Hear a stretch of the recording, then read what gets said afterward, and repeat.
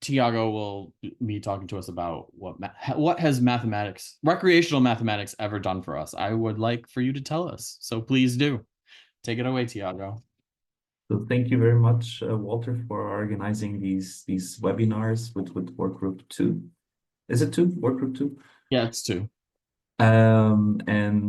So it's nice to share this. I mean, I see that the room is to more than 50% familiar with these kind of things, but since it's being recorded and this will possibly go onto YouTube, I'll still be very as descriptive as possible. So, well, I have been studying recreational mathematics for the last decade or a little bit more. And as the title is elusive, it's elusive to a sketch from Monty Python, What Have the Romans Ever Done for Us? And in this sketch, someone walks in and says, well, you know, bloody Romans, what have they ever done for us? And then from there on, a very long list of little things, which are actually quite significant in the day-to-day life of society, as is for the people involved in the sketch, get listed. And so the idea of this talk is similar. In this case, what has recreational mathematics ever done for us? Well, globally from a mathematical standpoint, but also from a game scholar or games someone who studies games or board games. That's what I hope to get across. So what has recreational mathematics done for us?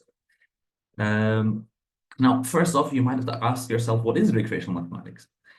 Now, recreational mathematics is a big body of knowledge, let's put it this way, that comprises many different aspects. So it studies mathematical recreations. And what are mathematical recreations?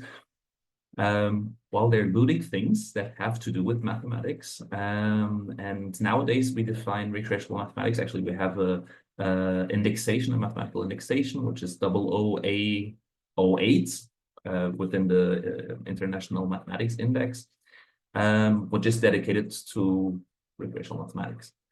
And the recreations that you might find can be some more artistic nature, like the ancient stone balls on the top right. You might see them.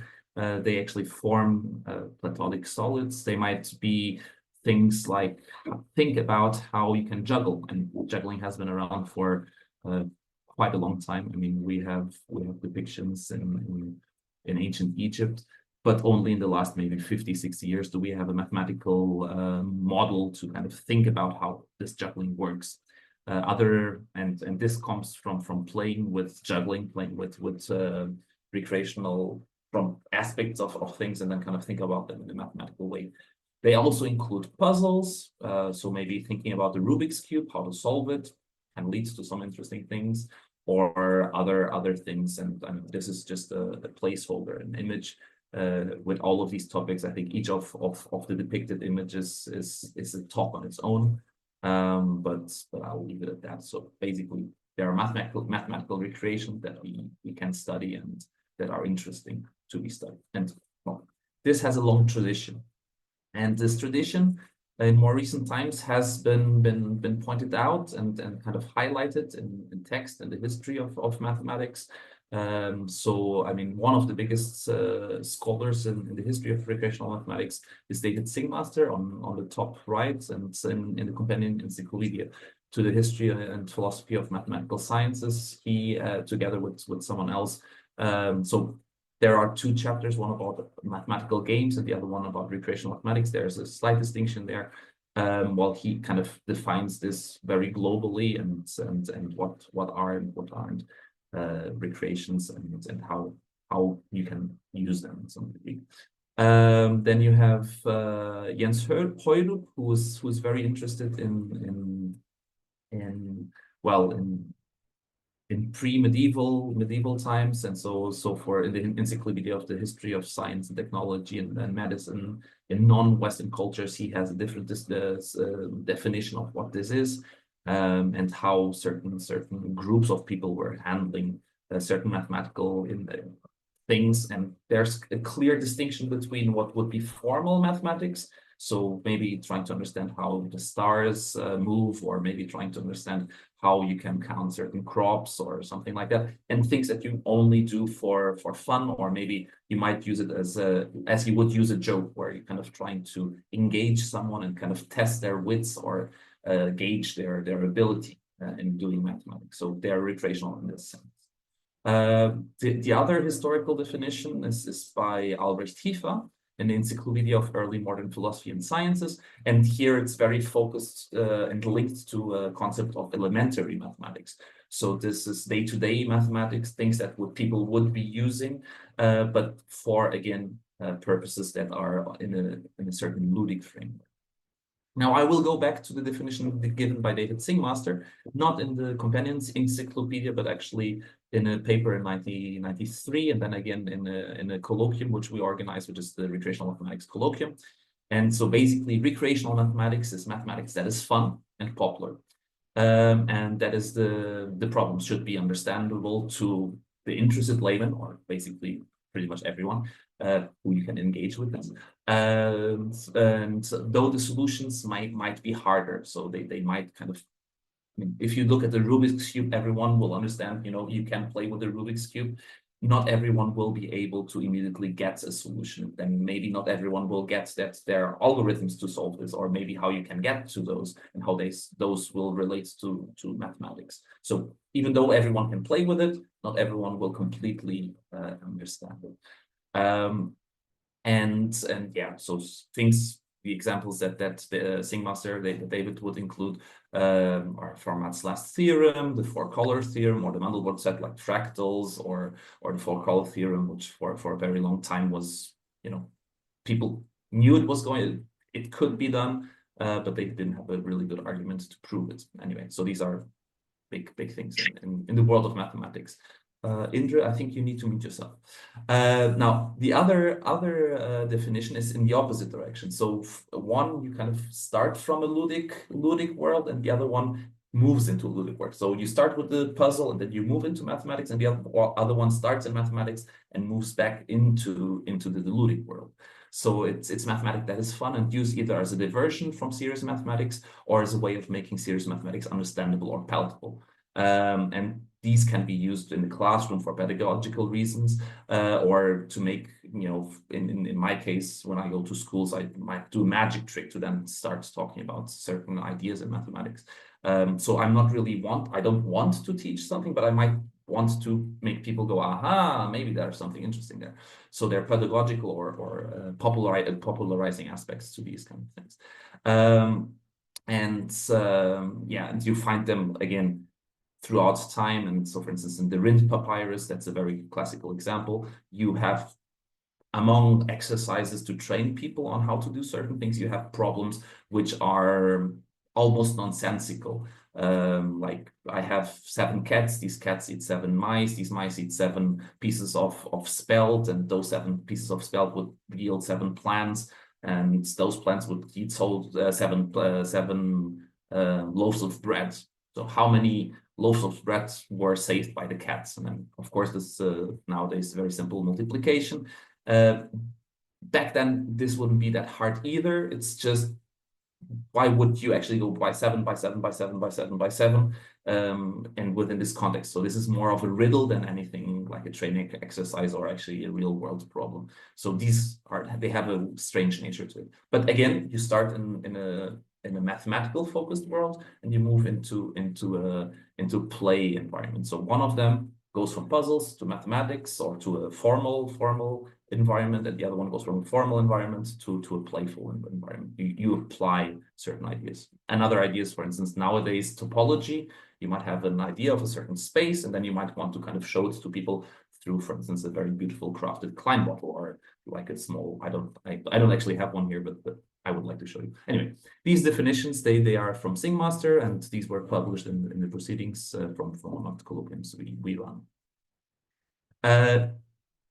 So to sum up, there are many different ideas, and for me, recreational mathematics it's a sort of applied mathematics to a ludic interface. So yeah, so it's a diversion from performance of mathematics textbook matter, and it's a popular and a pastime nature. Now, what has recreational mathematics done for us? Okay, small point. I don't like the definition in formal and formal versus recreational. I mean, I think in this environment this will be obvious to everyone. Or serious versus recreational. I think it's more sensible to think of this as formal mathematics. So textbook matter versus playing is not serious. Playing is very serious. Now, within the body of recreational mathematics, and usually people who study recreational mathematics, we find a lot of, it's a treasure trove of games. So first off, what has recreational mathematics done for us? Well, it has given us a lot of games to think about. There are classical examples like the ritmomachia or metromachia, but there are numerously many. I won't go into detail. I think that would be a whole talk, a different talk altogether. And if you're interested about learning more about these, I'm very happy to talk with you or correspond. But there are a lot of mathematically rooted games. But maybe a little bit to make this a little bit more palatable, let's maybe look at one specific example. And so they give us also tools to study games. And the example I like to give is the one which one of the first textual examples we have is from Luca Pacioli, and it's about a pile game. Now, Luca Pacioli, you might have heard of him. He was a famous pedagogue, mathematician. I mean, all of these are anachronic, but just to have an idea of what sort of person he was. He was good friends with Leonardo da Vinci, and who actually did the illustrations to Divina Proporzione, which is where we have certain popularization aspects, like the golden ratio suddenly becomes a very important thing in a lot of text and references and so on. This starts with Divina Proporzione by Luca Pacioli, and with illustrations of Leonardo da Vinci. He did a translation of the Elements of Euclid into Vulgate, so it's actually a non-Latin translation, which is also kind of something that you should highlight, because he's actually writing not only for a very high elite, he's actually writing for a bigger audience to a certain degree. I think this also shows a little bit his concerns. And then he has a couple of books on games and recreational mathematics. So he has a book called Gliskatki, where he studies multiple chess variants and strategies and things about these things. Very beautiful diagrams, as you can see here. His handwriting is horrendous. I mean, unless you have someone who actually transcribed things, he's very difficult to read. The book that I studied is it's called Dividibus Quantitatis, which roughly translates into the power of numbers. And in the Dividibus Quantitatis, he studies a subtraction game or a pile game. These, as we'll see, will lead into something more serious and within the realm of mathematics, so already going outside of recreational mathematics. But let's look at the pile game. So in a pile game, we have beans, coins, maybe fingers, and you start with a certain number, and then you are allowed to take away a certain number. So 1, 2, or 3 in this case. We have, I think, 16 tokens. I might be mistaken, but you see this pile of tokens on the right. You're allowed to take up 1, 2, or 3. There are 2 players, and the first player will take away two piles. Whoever takes away the last coin or the last token wins. Okay, so you want to be the last player to play and take away the last token. Now the next player takes away 3 in this case. Then the next one takes 1, 2, 2, and so forth. At some point, you get to a situation like here where it becomes very obvious who is going to win. And actually, you can understand that whoever is going to play next doesn't really want to be playing next, because if you take away 1 token, the next player will take away 3 and win the game, because you can take 1, 2, or 3. If you're going to take away 2 tokens, the next player, the player who plays after you, is going to take away 2. And if you take away 3, then the next player will take away 1 and win the game. So in this position, you really don't want to play, so you want to be the second player in the situation. So if I was playing against Walter or Ilaria, I would say, Ilaria, would you go first, please, in this situation? And of course, you can backtrack this. And so let's go back to the initial picture. You can notice that these bad positions, they repeat in certain patterns. In this case, basically you're playing the same game over and over again. You don't want to you don't want to be the player who plays to 4. Well, you want to be the player who plays to 4. So you don't want to be in a position where you cannot play to 4. So the circles are the positions that you don't want to be in. And this actually then generalizes. You don't want to be in any position of multiples of 4. I won't go into the details too much, but of course this can be generalized and for other subtraction games. Now the idea is the first subtraction game appears in Pacioli, and then it kind of goes through the literature in recreational mathematics. And this is a chronogram done by Lisa Rougetet in a paper called The Prehistory of NIM. And she basically kind of tracks where these pile games appear before the 20th century. And as you can see, they are around. They are well, I mean, they appear in literature all over, and there are a lot of very famous recreational mathematics publications like Ozanam's Recreational Mathematics or the Schwenter, the Lydicae Physico-Mathematicae. Anyway, these pile games, they kind of keep appearing, and people are thinking about it. What if instead of taking 1, 2, or 3, you were to take away 3, 4, or 5? Does it change the game? And yes, it does change the game. The back positions change a little bit, but you are kind of able to predict how they go.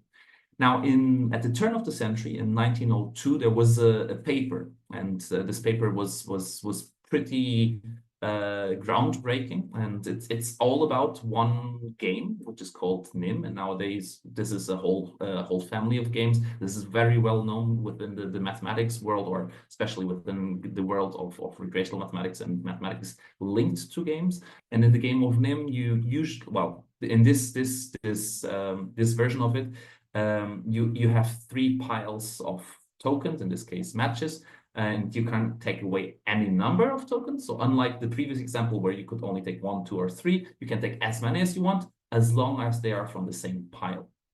Now, this game got popularized in a movie, and it's known as the Marienbad game because of the last year of Marienbad by Alain René. And so this got very popular. And of course, there is a way to play perfectly, which means that you knowing the secret can always win 2 positions, which leave the other one in a little bit of a bind.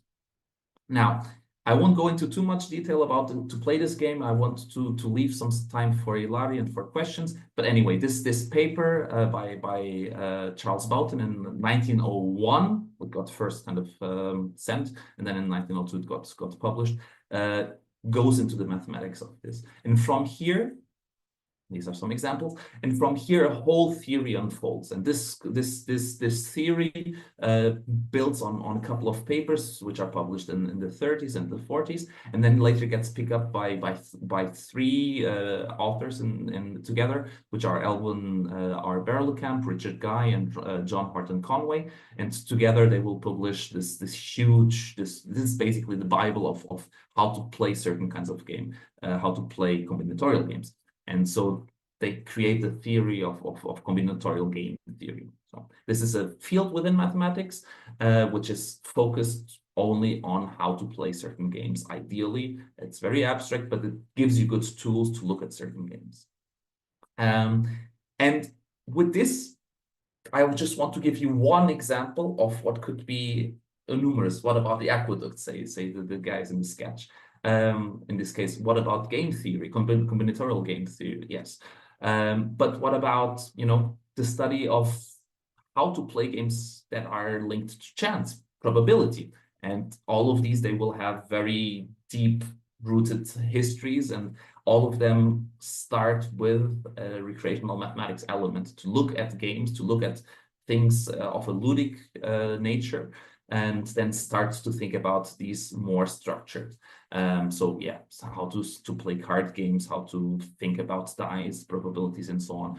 Other fields like graph theory, where you think about certain problems, which then curiously then feed back into games, how to look at games in a different way yet again, or economical game theory, which then plays on probability and plays on some other elements, and then creates their own kind of mathematical subject.